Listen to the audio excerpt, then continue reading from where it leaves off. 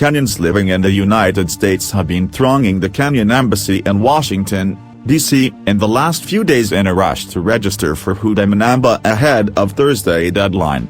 Since Monday, the embassy staff have been dealing with an unusually large, at times unruly number of Kenyans, some of who have traveled many kilometers from other states to list on the National Integrated Identity Management System, also known as Huduma Namba, even as most had dismissed it as unnecessary inconvenience.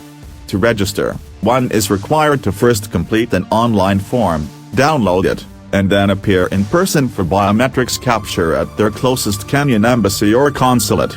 The process has been ongoing at the embassy in Washington, D.C. and its satellite consulates in Los Angeles, California and New York.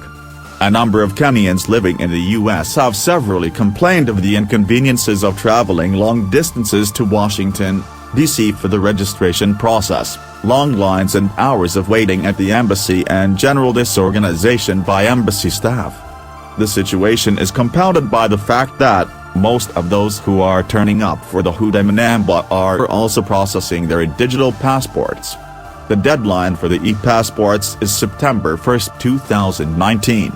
The application process for an e-passport also requires the applicant to visit the embassy in person for biometrics capture.